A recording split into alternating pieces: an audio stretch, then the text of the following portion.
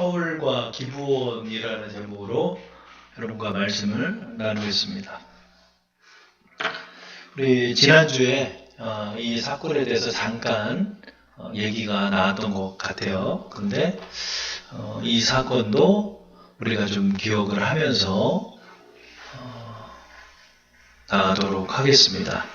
자, 사울 집안과 기브온 집안에 관해서 우리가 말씀을 나눌게요. 다윗이 이제 왕이 됐어요. 이제 통합의 왕이 돼서 나라를 이렇게 이끌고 있는데 다윗의 치세 기간 중에 3년 연속으로 기근이 드는 그런 사건이 일어난 거죠. 그러니까 조금 이상하다 이제 다윗이 생각하면서 하나님 앞에 기도를 했는데 하나님께서 그 원인을 아주 독특한 사건에 대해서 말씀하는 장면이 나오죠. 그것이 바로 사무엘 하 2장 21장 1절이죠. 우리 사모님 한번 읽어줘 보세요.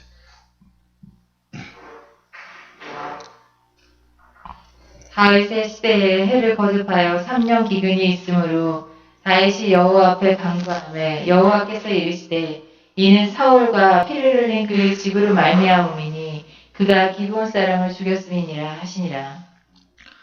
자, 여기서 이제 여러분 이제 한 절 한 절이 성경 말씀이 이제 단어 하나하나가 다 의미가 있다는 것을 우리가 이제 보아야 되는 거예요. 그래서 다 의미가 있어. 지금 21장 1절에 한 말씀도 버릴 게 없어. 다윗의 시대예요. 이 시대는 어떤 시대죠?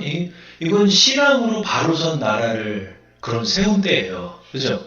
다윗이 하나님 앞에 신앙을 올바르게 갖고 하나님을 의지하면서 나라가 잘 되고 있을 때라고. 근데 잘 되고 있을 때에 갑자기 3년의 기근이 생긴 거. 근데 여기서 주목할 게 이렇게 표현하죠. 해를 거듭하여 3년 기근이 있으므로. 그러니까 이런 거예요. 재작년에 기근이었다가 그 한 해를 괜찮다가 다음에 또 기근이 이게 아니라 계속 해를 거듭하면 거듭할수록 이렇게 되는 거예요. 그러니까 2019, 2020, 2021년 연속적으로 뭐 3년이나 기근이 들었다. 이럴 때 이 단어를 쓰는 거예요. 근데 3년 연속으로 기근이 든 거죠. 그러니까 초태 때 기근이 들었을 때는 조금 날씨가 그런가 보다 이렇게 생각을 했죠. 근데 두 해째도 그래. 이상한 거야.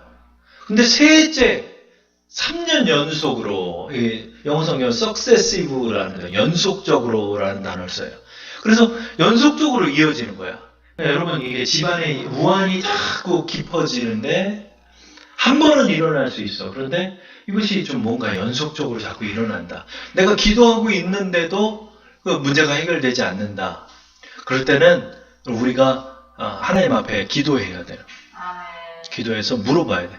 근데 이게 다 이렇지는 않아요. 그러니까 여러분 이 사무엘하 21장 1절 말씀을 조심해야 돼. 조심해야 돼. 왜 그러냐면 예를 들어 어떤 집사님이 계신데 신앙생활 잘하는 것 같았어.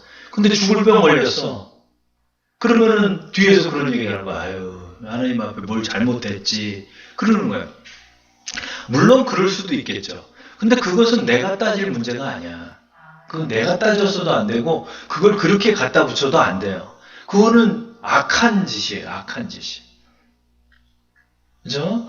그렇기 때문에 그렇게 해석할 수는 없어. 그러나 혹시 이런 문제가 아닐까라고 생각하는 것이 필요하다는 거예요. 그러니까 다윗도 3년의 기근을 다 겪고 난 다음서부터는 다윗이 하나님 앞에 간구를 하잖아요. 그렇죠? 보면 다윗이 여호와께 간구하며 하나님 앞에 물어보는 거예요. 이 원인을. 그러니까 여러분 우리가 어떤 사건이 이제 발생을 하면 작정기도 이런 것이 중요한 게 아니라 하나하나를 내가 알고 넘어가야 돼요. 하나님 앞에. 알고 넘어가야 돼. 그러려면 하나님 앞에 여쭈어가야 돼. 근데 구약을 통틀어서 하나님께 여쭈어보는 사람은 거의 없어요. 이 다윗처럼 이렇게 기도하는 사람이 없어. 우리 작년이래. 지난주에 말씀에서 뭐예요? 여호와께 여쭈어 이르되 내가 유다성으로 올라가리이까? 그러잖아요. 가리이까? 그러잖아요. 작전 기도가 아니라니까.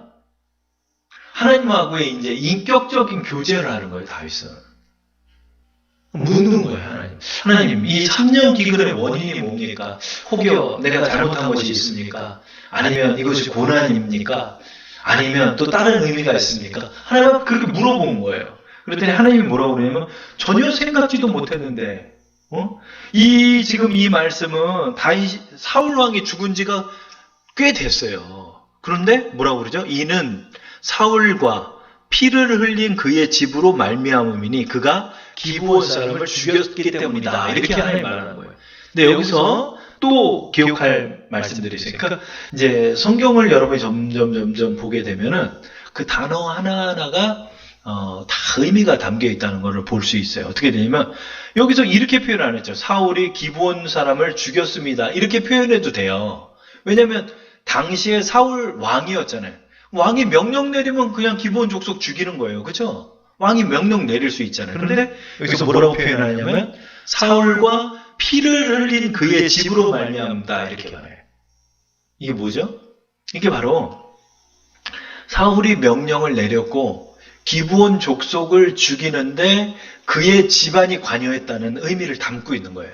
그러니까 이거는 사울의 죄뿐만이 아니라 사울 집안의 죄라는 거예요. 사울 집안의 사람들조차도 기브온 족속을 아예 씨를 말려버리려고 그렇게 죽이는 거예요. 마구잡이로 죽인 거예요. 학살에 관여한 거예요. 자, 그러면 이게 왜 죄가 될까? 물론 이제 사울이 블레셋 사람도 죽였잖아요. 그죠? 블레셋 사람 죽인 건 죄가 안 되는데 왜 기브온 사람 죽인 건 죄가 되냐? 이 기브온 사람은 이방인의 족속이에요. 가나안의 7 족속 속에 들어있는 족속이 기브온 족속이라고요. 근데 이들을 죽인 건 왜 죄가 될까? 그 원인이 여호수아서 9장 26절에 있죠. 여호수아가 곧 그대로 그들에게 행하여 그들을 이스라엘 자손의 손에서 건져서 죽이지 못하게 하니라. 아멘. 그러니까 이거는 벌써 역사가 몇백 년 전으로 거슬러 가요. 그때가 무슨 때냐? 여호수아가 가나안 땅을 섭렵하는데 가나안 족속을 여리고성부터 무너뜨리면서 나가잖아요. 그러니까 이 기브온 족속이 있는데 이들은 하나님이 살아계심을 믿은 거예요. 야, 이 여호수아와 이스라엘 족속하고 우리가 대적했다간 우리 다 죽는다. 그러니까 우리가 어떻게든 살아보자. 그래서 거기에 이제 그 사람들을 먼저 보낸 거예요. 그런데 멀리서 온 것처럼 막 옷도 남루하게 하고 막 그 곰팡이 쓴 음식과 빵을 갖고 막 이렇게 온 거예요. 행색 초라하게 해가지고. 그래서 여호수아를 만났는데 우리는 가나안 족속 중에 먼 곳에 있는 족속입니다. 저희와 화치를 맺어 주십시오. 저희는 싸우지 않겠습니다. 하나님이 함께하는 이스라엘 민족과 우리는 싸울 수 없습니다. 그랬더니 여호수아가 무슨 말씀이냐면 여호와께 묻지 않고 약속을 행해요. 그러나 여호수아가 이스라엘의 대표자이고 하나님이 세운 대표자였기 때문에 여호수아의 언약은 하나님 앞에서 한 언약이기 때문에 기브온 족속을 살리게 되는 거예요. 그래서 여호수아가 기브온 족속과 언약을 맺어요. 너희를 죽이지 않겠다. 근데 알고 봤더니 다음에 7차례가 기브온 족속이었던 거야. 다음에 이제 무너뜨릴 나라가 기브온 족속이었는데 얘네가 이제 수작을 부려가지고 언약을 맺은 거야. 근데 언약 때문에 산 거예요, 이게. 하나님의 언약 때문에. 그런데 이제 여호수아를 통해서 이스라엘을 가나안 땅에 정착을 시켰잖아요. 그리고 초대왕 사울왕이 됐는데 그 안에 기브온 족속이 장작패고 물깊고 이런 종의 민족으로 살아요. 근데 그것도 꼴보기 싫은 거야, 사울은. 그리고 이제 사람들 사이에서 볼멘 소리가 좀 있는 거예요. 볼멘 소리. 우리나라에도 볼멘 소리가 요즘 나오잖아요. 그렇죠? 아유, 외국 사람들한테 일 다 주고 우리나라는 없다 막 이러잖아요. 그러니까 기브온 족속을 이스라엘 내에서 마음에 안 들어하니까 사울이 사람들의 인기를 얻으려고 이들을 죽인 거예요. 근데 이들을 죽인 게 무슨 죄가 된다? 바로 하나님과의 언약을 자기 마음대로 파기하게 된 거죠. 이것이 죄가 됐다는 거예요. 근데 여러분 이거 한번 기억해봐요. 신앙의 문제가 내 삶에도 영향을 미칠 수 있음을 우리가 보게 되는 거잖아요. 그렇죠?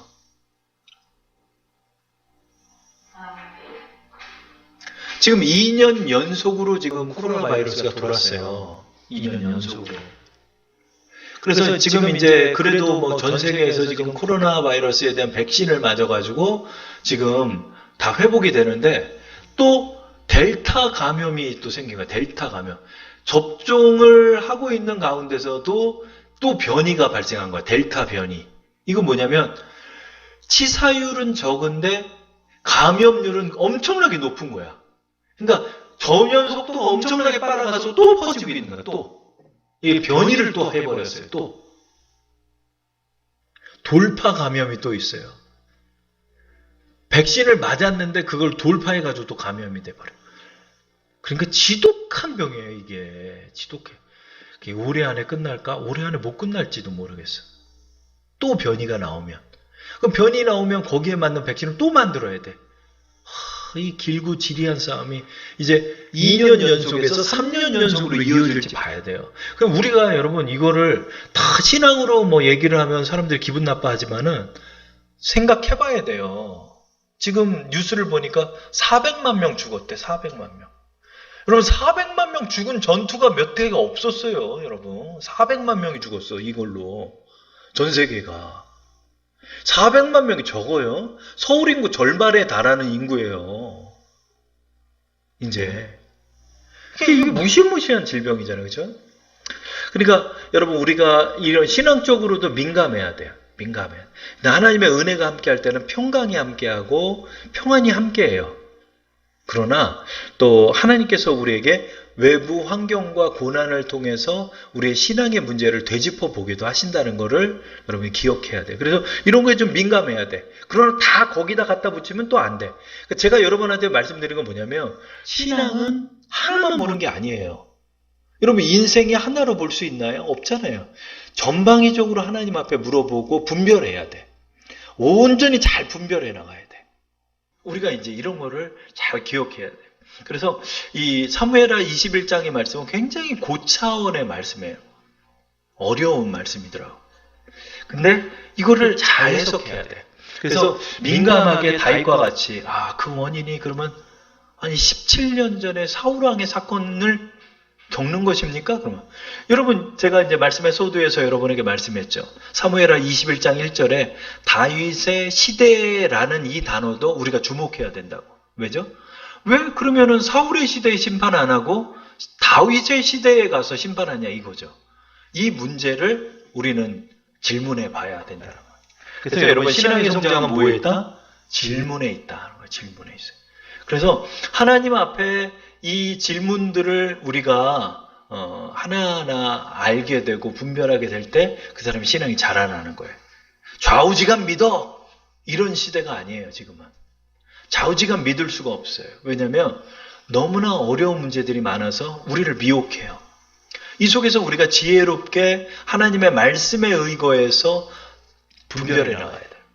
그렇죠? 자, 이 질문은 뒤로 할게요. 왜 다윗의 시대에 심판하냐 이거야. 그러면 사울 때 심판하지 왜 다윗 때 심판하시냐 이거예요. 자, 그 질문은 놔두고 21장 2절의 말씀을 한번 읽어줘 보세요. 기브온 사람은 이스라엘 족속이 아니요 그들은 아모리 사람 중에서 남은 자라. 이스라엘 족속들이 전에 그들에게 맹세하였거늘 사울이 이스라엘과 유다 족속을 위하여 열심히 있으므로 그들을 죽이고자 하였더라. 이에 왕이 기브온 사람을 불러 그들에게 물으니라. 그러니까 이게 어떻게 되는 거냐면 사울이 뭐야? 유다에 열심이 있다는 거예요. 열심.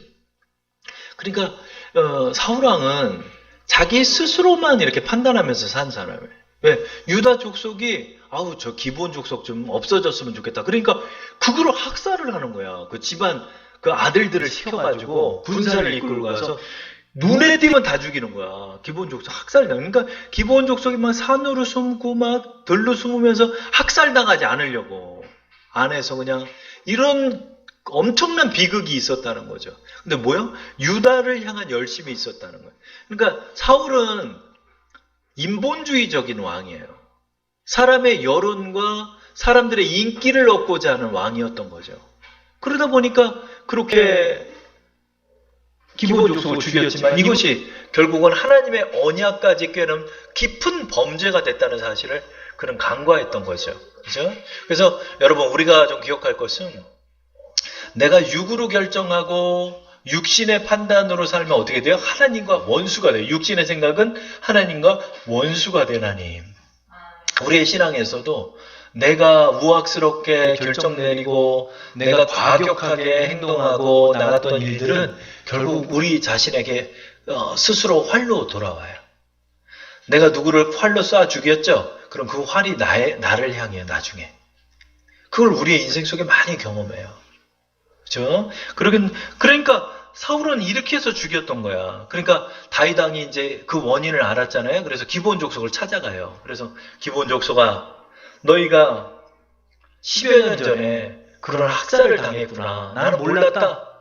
하나님께 기도하니까 이것이 바로 너희의 울부짖음에 대한 기도가 상달되어서 이런 기근이 있다는 걸 알았고, 이 원수를 우리가 갚아야 되는데 어떻게 해줬으면 좋겠냐?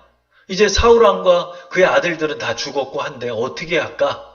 그랬더니 이제 기브온 족속에게 대답을 하는 거예요. 그죠? 21장 3절에 다윗이 물어봐요. 다윗이 그들에게 묻되 내가 너희를 위하여 어떻게 하랴? 내가 어떻게 속죄하여야 너희가 여호와의 기업을 위하여 복을 빌겠느냐 하니, 이렇게 말합니다. 그죠? 자, 이런 문제도 있어요. 내가 사람에게 지은 죄가 있잖아요. 그러면 먼저 사람에게 사죄를 해야 돼요. 나 그냥 기도원 들어가서 회개 기도했어. 그러고 끝내버리면 안 돼요. 이렇게 막 돈 떼먹고 어디 도망가 있다가 하나님 믿었어요. 그러면 돈 떼먹었으면 돈 갚으러 가야 돼요. 돈 갚으러 갔는데 그 사람에게 갚을 길이 없다. 그러면 그걸 여호와께 돌리라는 율법이 있어요. 그런 것처럼 여러분, 사람에게 잘못한 건 사람에게 사죄를 해야 되는 거예요. 그렇죠? 하나님께 잘못한 건 하나님께 사죄를 해요. 기브온 족속에게 말을 해요. 그러니까 기브온 족속이 이제 4절에 말하는 거죠. 기브온 사람이 그에게 대답하되 사울과 그의 집과 우리 사이의 문제는 은금에 있지 아니하오며 이스라엘 가운데 사람을 죽이는 문제도 우리에게 있지 아니하니이다 하니라. 왕이 이르되 너희가 말한 대로 시행하리라. 그러니까 이게 뭐냐면, 왕이시여, 이거 돈 갖고 이거는 해결 못합니다. 딱 그러는 거예요, 기브온 족속이. 이거 돈으로 해결 못합니다. 그리고 저희가 누구를 살해할 수 있는 족속이 아니지 않습니까? 우리 이스라엘 족속 내 종으로 겨우 살아남은 족속으로 누구를 죽이고 살리고 하는 것은 우리에게 권한이 없습니다. 이 말을 하는 거예요. 근데 21장 4절의 말씀은 원한이 깊기 때문에 우리가 돈으로 해결 못하겠다는 뜻이 아니에요.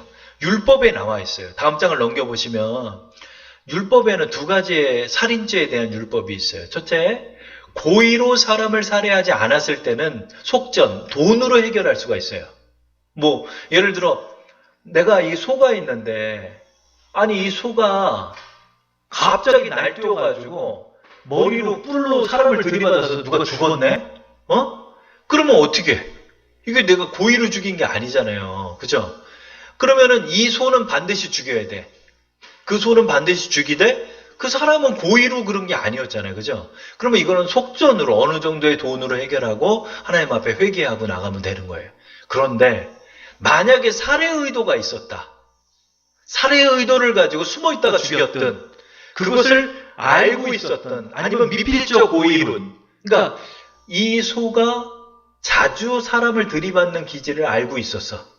근데 일부러 이 소를 내 원수 앞에다 딱 놔둔 거야. 그러면 이걸 미필적 고의라고 그래요. 내가 죽이지는 않았지만 이 소가 저 사람을 죽일 수 있다는 걸 인식하고 있으면서도 그거에 대한 사건을 미연에 방지하지 않은 것 또한 살인의 의도라는 거예요. 예를 들어, 그러니까 그런 범죄를 했을 때는 이 사람도 죽이라는 거예요. 율법은. 그거를 기브온 족속이 말하는 거예요. 그죠? 21장 4절 보면 사울과 그의 집과 우리 집 사이의 문제는 은금에 있지 아니하오며, 이것이 어디 있죠? 출애굽기 21장 30절에 이렇게 말하죠. 실수로 사람이 죽으면 속전으로 해결할 수 있는 법이 있다. 이런 말씀이 있는 거예요. 출애굽기에. 근데 이거는 실수로 죽인 게 아니잖아요. 사울이요. 그냥 잡아다가 일부러 죽인 거잖아요. 아예 씨를 말려버리려고. 그러니까 이건 뭐라는 거야? 사람 내놓으라는 거야. 사람. 우리도 누구 죽여야 되겠다는 거예요. 이게 무서운 말이죠. 그죠? 그리고 이제 이 사람들이 뭐라고 얘기를 하냐면 21장 6절 말씀 한번 읽어줘 보세요. 21장 6절. 자손 7사람을 우리에게 내주소서. 여호와께서 택하신 사울의 고을 기브아에서 우리가 그들을 여호와 앞에서 목매어 달겠나이다 하니 왕이 이르되 내가 내주리라 하니라. 아, 무섭죠. 기본 족속이 이제 후손들이겠지. 기본 족속이 뭐라 하냐면 사울 왕의 자식들 7명을 우리에게 달라는 거야. 그러면 우리가 목매 달겠다는 거예요. 근데 여러분 이게 더 무서운 거를 제가 말할게요. 21장 6절에 여호와 앞에서 목매어 달겠나이다. 그러면 우리는 이게 교수형이라고 생각하잖아요. 이렇게 교수형. 그렇죠? 교수형이 아니에요. 이게 원어는 무슨 뜻이냐면 이게 불리하다는 뜻을 갖고 있는 거예요. 그러니까 이게 사람을 죽여가지고 7조각을 잘라서 사람을 7조각을 잘라서 머리만 매달렸다는 뜻이에요. 이게 사울의 7아들이 7아들을 내주면 이렇게 죽이겠다는 거예요. 사울왕도 그렇게 죽었어요. 사울왕도 목이 잘려서 죽었어요. 목이 잘려서 죽고 그의 몸은 어디다 뒀는지 모르고 머리를 성벽에다 매달아 놨어요. 요나단도 비참하게 죽었어요. 사울이요. 근데 7을 내서내는 거예요. 7을. 아, 무섭죠. 얼마나 무섭겠어. 사울 지금 아들 넷 다 죽었어요. 요나단서부터 이스보셋까지 4아들이 있는데 전부 다 죽었잖아요. 첫째 요나단, 둘째, 셋째 전쟁에서 죽고요. 이스보셋은 내전을 하다가 살해당해서 죽었잖아요. 그러니까 사울의 직계 아들은 다 죽었어. 그러니까 다윗 왕이 이제 명령을 내릴 거 아니야. 야, 사울의 남은 아들 누구냐? 뭐 얼마나 무서워, 여러분. 한번 생각해봐요. 그랬더니 사울에게 첩이 하나 있습니다. 그런 거예요. 사울에게 첩이 하나 있는데 그 첩의 이름이 리스바입니다. 리스바의 아들이 있습니다. 아니 남편 죽어서 억울한데 리스바의 아들 둘이 있는데 그 리스바의 아들 둘을 이제 데려오는 거야. 그럼 몇 명 모자라? 5명 모자르잖아. 5명은 누구? 5명은 사울의 딸의 아들. 사울의 딸의 아들이 있어요. 누구냐? 메랍. 그 다음에 둘째가 미갈. 미갈은 다윗의 처예요, 지금. 그쵸? 다윗의 처인데 미갈에게는 자식이 없어. 그리고 메랍과 관계되어 있는 자식이 5이 있는데 다윗 왕이 메랍과 연관되어 있는 자식 5을 데려다 줘요. 그래서 얘네가 목자를 죽는 거예요. 자, 그 말씀이 어디 있죠? 두 번째 페이지에 21장 7절하고 8절, 9절 사모님 읽어줘 보세요. 그러나 다윗과 사울의 아들 요나단 사이에 서로 여호와를 두고 맹세한 것이 있으므로 왕이 사울의 손자 요나단의 아들 무비보셋은 아끼고 왕이 이에 아야의 딸 리스바에게서 난 자 곧 사울의 2 아들 알모니아 무비보셋과 사울의 딸 메랍에게서 난 자 곧 무홀락 사람 바르실레의 아들 아드리엘의 5 아들을 붙잡아 목매다라. 이렇게 죽이는 거예요. 근데 사실은 사울 왕의 자식 7을 달라고 그러면 사울의 직계 계통, 사울의 아들들의 아들들을 줘야 돼요.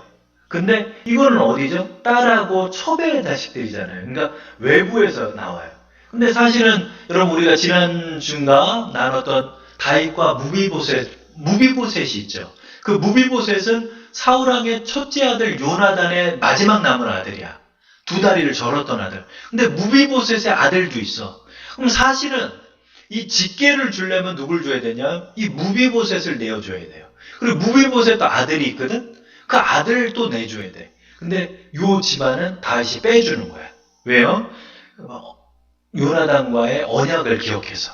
그리고 첩의 아들 리스바의 자식 2하고 메랍, 사울의 딸 메랍과 연관되어 있는 자식 5을 줘서 그들을 목매달아 죽여요.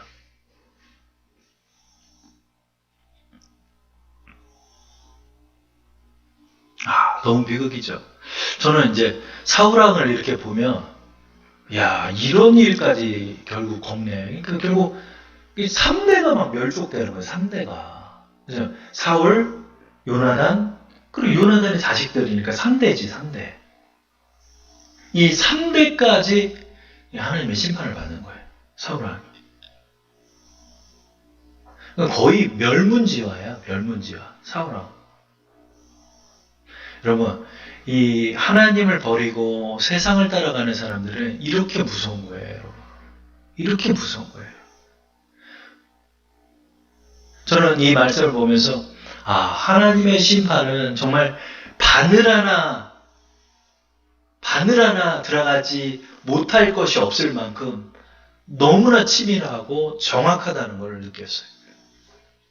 여러분, 하나님의 심판이라는 것은 이렇게 정확한 거예요. 정확하게 죄를 물어. 자, 그럼 다시 돌아와서 그러면 왜 사울의 시대 때 하나님이 이거 심판 안 했을까? 먼저는 사울왕이 수장이었잖아요, 그때. 그렇죠? 사울왕이 수장인데 사울을 어떻게 심판해? 물론 그런 기간이 있었고, 신앙적인 측면에서 우리가 중요시 여길 게 뭐냐면 회개의 시간을 줬다는 거예요. 회개의 시간을. 여러분 한번 기억할 게 뭐냐면, 여러분 고의로 살인한 사람이 또 한 명 있어. 누굴까? 고의로 살인한 왕. 누구예요? 다윗도 고의로 살인을 저질렀어요. 누구? 밧세바의 전남편 우리아를 고의로 살해했잖아요. 요압아, 우리아 보내면은 제일 치열한 전투에 걔를 선봉으로 세운 다음에 너희는 뒤로 빠져. 그래가지고 우리아는 혼자 나가서 싸우다가 뒤를 보니까 아무도 없어. 포위돼서 우리아가 살해당해요. 그러면 다윗도 어떻게 죽여야 돼? 다윗을 죽여야 돼, 하나님이요. 이 율법상으로 보면. 근데 다윗은 살았잖아. 다윗은 살았잖아. 우리아 남편 더 잔인하게 죽였잖아요, 우리아는. 다윗이. 근데 다윗은 살고 사울은 죽었어요. 왠지 알아요? 다윗은 회개했어요. 하나님 앞에 회개했어요. 그 자식은 죽었지. 그렇지. 그 자식의 그 밧세바 사이에서 임신했던 첫째 아들은 죽었어요.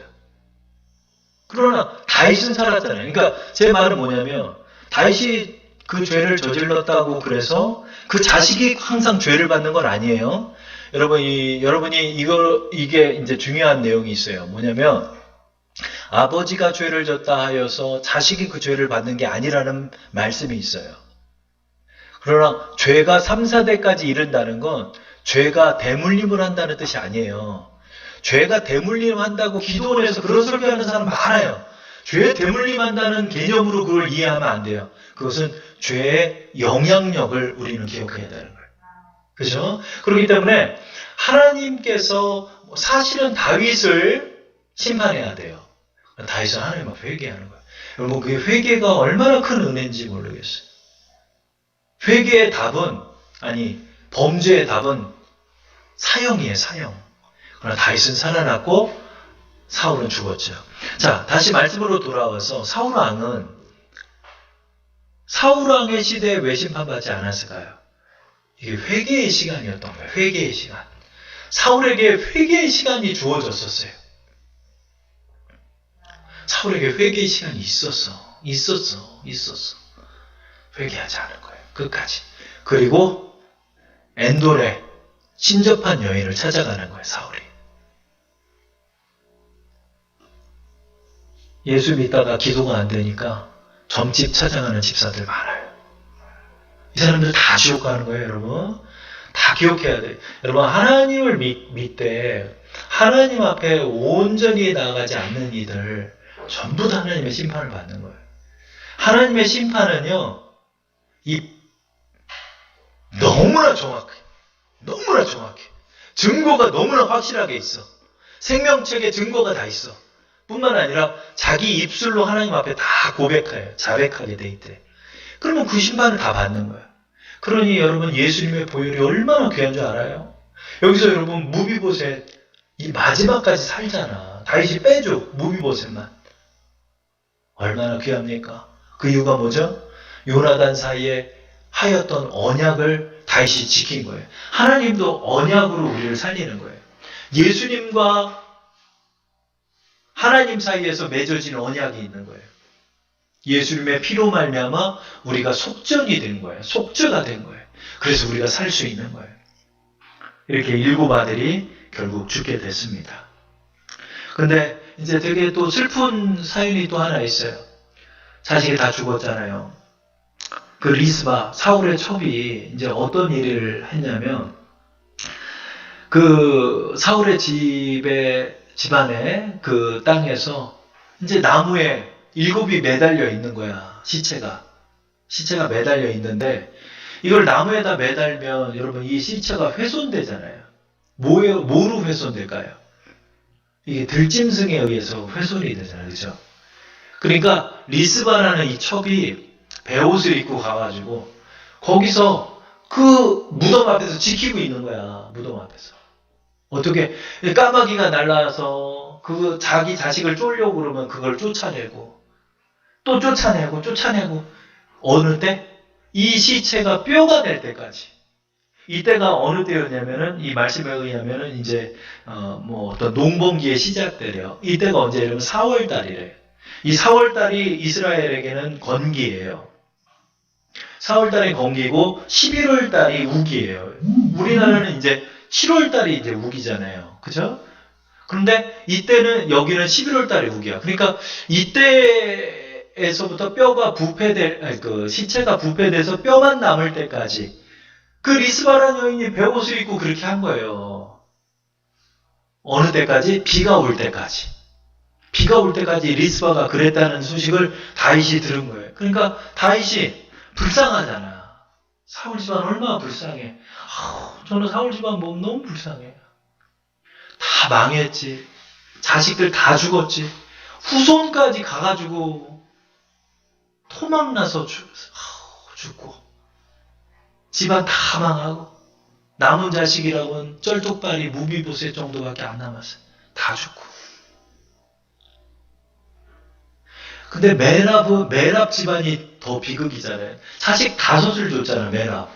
그럼 메랍은 왜 메랍의 자식들 5을 다윗이 준 줄 알아요? 그건 뭐냐면 사울이요 다윗과의 언약도 깨버렸어요. 그게 어디 있냐면은 사무엘상 18장 17절에 있어요.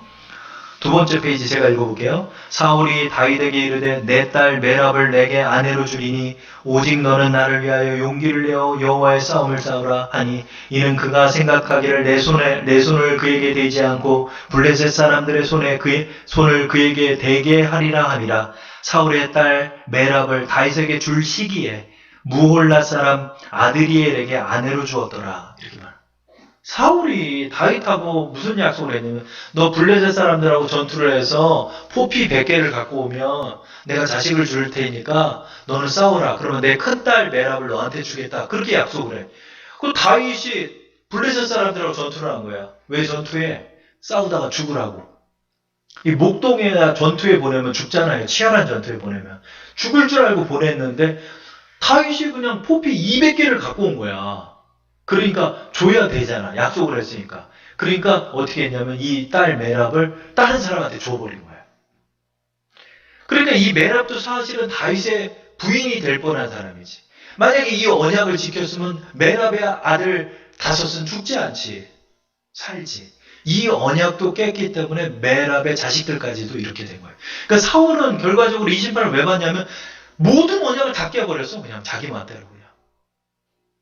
하나님도 버리고 사람과의 언약도 버리고 오로지 내 권력욕을 향해서 그렇게 살았던 이 사람 결국 하나님의 심판을 받게 됐다는 거죠. 다윗이 밉고 화가 나고 분통이 터지는 사건이지만은 리스바의 그 행적을 보면서 어떻게 하냐면 저 이제 뼈만 남았으니까 그 자식 7들 뼈를 수습하고 그리고 지금 사울왕과 요나단의 뼈를 막고 있는 그 민족에게 가서 그 뼈도 수습해서 그 왕족 그 무덤에다 함께 묻어줘라. 그래서 리스바한테 그 자식 둘의 뼈를 줘요. 그래서 리스바가 그걸 갖고 가서 그렇게 이제 뼈를 추스리고 장례를 치르게 해요. 그게 21장 11절에 나와요. 이에 아야의 딸 사울의 첩 리스바가 행한 일이 다윗에게 알려지네. 이거 알려지니까 다윗이 이렇게 한 거죠. 그죠? 그래서 리스바 어떻게 생각하면 다윗을 평생 원수로 삼고 살아가야 돼요. 왜? 다윗이 내줬으니까. 그러나 이거 어떻게 하겠어? 이거 하나님이 행하신 일인데 어떻게 하겠어? 리스바를 회개하는 마음으로 자기에게 닥친 이 불행을 또 하나님 앞에서 받아들이고 이렇게 회개하는 리스바의 모습도 우리는 보게 되죠. 그렇죠? 이게 올바른 자세인 것 같아요. 그래서 우리가 이걸 보면서 저는 이제 사울 집안이 이렇게까지 당한 거 몰라서 이 말씀 그냥 넘어갔던 말씀인데 이제 말씀이 보이기 시작하니까 하나님께서 철저하게 17년이 지난 후에도 이 사울의 죄를 물으시는 걸 보면서 여러분 우리가 하나님 앞에 살면서 하나님의 심판대 앞에 다다를 때 하나님은 우리에게 물으시는 게 있다는 거예요. 그렇죠? 첫째, 우리가 언약을 간직하고 있는가? 예수 그리스도의 언약. 이 언약이 날 살리는 거예요. 무비보셋처럼 나를 살리는 거예요. 그 언약 하나. 그 한마디의 언약 때문에 무비보셋이 살았어요. 그 들판에서 요나단과 다윗이 언약을 맺을 때 다윗아 내가 너에게 은혜를 베풀 테니까 나에게도 은혜를 베풀고 네가 왕이 되면 혹 내가 죽어서라도 우리들에게 은혜를 베풀어라. 남자가 둘이 약속을 딱 한 거예요.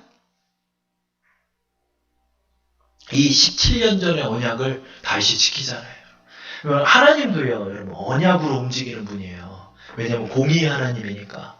하나님께서 우리에게 언약을 맺었어요. 너 예수 믿으면 너희 죄는 속죄받는다. 여러분, 이게 얼마나 귀한지 몰라요. 사울이 왜 심판받았어요? 언약 다 깨버렸어. 하나님 앞에 언약. 여러분, 중요한 거예요, 여러분. 집사의 언약도 너무나 귀한 거예요. 집사 누가 귀하게 여겨요? 집사의 언약을 깬 사람들도 분명히 하나님 앞에 심판받는 거예요. 여러분. 하나님께서는 언약으로 움직이는 거예요. 내가 하나님 앞에 서약했던 거, 이 앞에서, 이 단 앞에서 하나님 앞에 서약했어. 당신들은 기억 못해도 하나님 기억해. 내가 주의 교회를 위해 충성되겠습니까? 네. 내가 이제 하나님의 일꾼으로서 내가 하나님을 섬기겠습니까? 네. 하나님 그 언약 들었다고. 이행해야 돼요. 우리가 예수 그리스도의 언약뿐만 아니라 우리의 마음속에 갖고 있는 이 언약 하나하나를 내 마음속에 귀히 여기고 하나님 섬겨야 돼.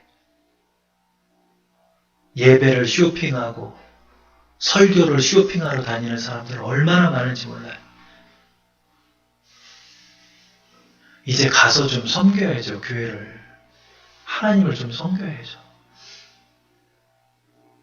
그리고 맨날 내 자식 잘 되게 해달라고만 기도하고 자신을 하나님 앞에 못 하나 드리지도 않고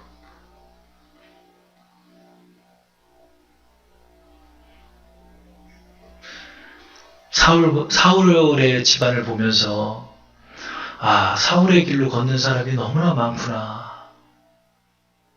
그 죄의 영향력이 그 자식에게 미치고 이번 주에 제가 그랬어요. 친구한테. 야, 네 딸하고 네 아들은 예수 믿는 애로 삼아라. 니들은 교회 안 가도 걔네들은 교회를 좀 보내라. 니들이 욕망으로 살면 자식들도 욕망으로 산다. 니들이 성공으로 살면 자식들도 성공 쫓다가 산다. 그 성공에 이르지 못하면 막 목숨 끊어버리고 그리고 지옥 떨어지고 이걸 모르고 사는 거예요. 세상 사람들이. 여러분 우리는 이 진리를 맡은 자로서 여러분 이거를 잘 인식해야 돼요. 그래서 제가 지난주에 한 목사님의 간증을 들었는데 처음으로 얘기를 하시는 거예요. 알고 봤더니 계모 밑에서 자라더라고. 전혀 그런 사람인 줄 몰랐는데 54년 동안 예수를 부정하는 거예요. 아들이 목사인데도 54년 동안 기도해가지고 이번에 예수님 영접했대. 야, 지독해도 그렇게 지독할 수. 54년 동안 전도했대. 근데 집에 찾아오면 왜 왔어? 뭐 돈 때문에 왔어? 뭐 이랬대. 돈 받을 것도 없는데, 돈 줄 것도 없으면서 그렇게 54년간 완악했던 사람이 하나님 앞에 기도하고 그렇게 나가니까 어느 날 탁 주의 복음이 들어가서 그 자리에서 예수님을 영접하고 그렇게 믿게 됐다고 얘기를 들었어요. 여러분, 우리가 이 사명을 잘 기억해야 돼요. 하나님 살아계시고 우리가 하나님 앞에 분명히 다 가야 돼요. 하나님 앞에 가는데 우리가 함께 가야지. 함께 구원받아야 돼. 하나는 최선을 다해야지. 그 사람이 안 받아들이면 어쩔 수 없지만 그래도 여러분 하나는 해야 돼요. 여러분 이웃들 다 지옥 간다니까 여러분. 이게 진짜 어려운 문제예요. 이게 뭐 사람들은 뭐 예수, 천당, 불신, 지옥 이거 비웃어요 세상에서는. 근데 그게 진짜라면 어떡할 건데? 진짜라면 어떡할 건데? 그 사람들은 그래요. 그거 네가 봤어? 그래. 못 봤지만 난 믿죠. 나는 그거 믿고 갈 거예요. 끝까지. 그리고 나중에 죽어서 보라고요. 죽어서 보면 늦어요. 이미 늦어. 그래, 우리가 예수님의 이 언약이 얼마나 귀중한지 몰라요, 여러분. 다윗이 살고 사울은 죽잖아요. 왜죠? 언약 때문이에요. 여러분 이거를 잘 기억하면서 여러분은 언약을 마음에 간직하십니까? 두 번째, 그 언약을 왜 여러분만 간직합니까? 여러분의 이웃도 살아야죠. 이걸 모른 채 이렇게 사울의 집안처럼 오늘날 끊어지고 멸문제화되고 멸망당하고 쪼그라들고 그지같이 살고 하나님의 복이란 아무것도 못 받고 비참하게 살다가 죽는 영혼들이 얼마나 많아요. 근데 그 삶이 자식에게 또 미치고 그 후손에게 또 미쳐서 전혀 재기할 수 없는 인생을 살 수 있는 인생들 얼마나 많습니까? 하나님 앞에 이렇게 큰 보화들이 있는데 이렇게 큰 회복들이 있는데 여러분 이거를 전해야 되는 거예요. 우리가 이걸 전해야 돼요. 우리 주사랑교회가 이걸 전해야 돼요. 저 공원에서 맨날 장기 바둑 두는 사람이 한둘이에요. 예수 믿어야 될 사람들이 얼마나 많아요. 그렇죠? 우리가 이거를 좀 기억하면서 하나님 앞에 그 언약을 간직하고 나가게 해달라고 우리 함께 기도드리겠습니다.